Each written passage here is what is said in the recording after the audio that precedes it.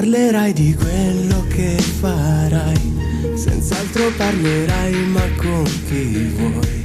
Ti specchierai con aria di chi teme, non fidandoti di me.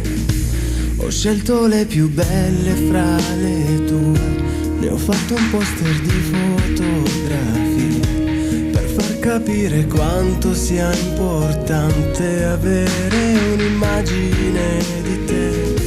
Ma lungo il cammino che farai, negli angoli ti soffermerai, sentendoti sola come sei, pensando ai momenti su di noi.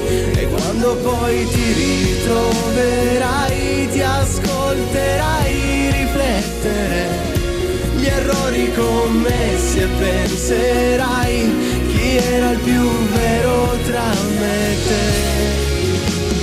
Non dimenticare, ero, sono e lo sarò, quello di cui ti puoi fidare, quello che credeva in noi.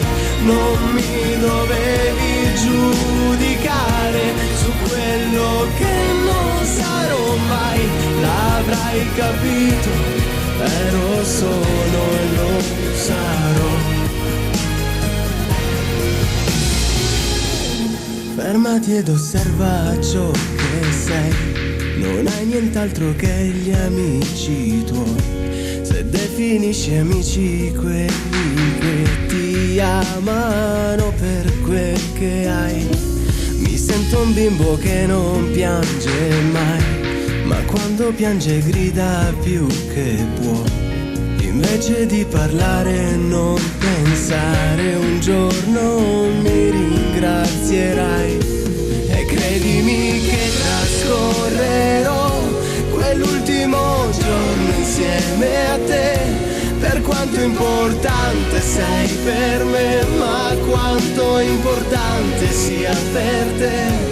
Racconto dell'incredibile, la storia in un gioco simile, di come non vivo senza te, tu come non ridi più con me. Non dimenticare, ero, sono e lo sarò, quello di cui ti puoi fidare, quello che credeva in noi. Non mi dovevi giudicare su quello che non sarò mai, l'avrai capito, ero, sono e lo sarò.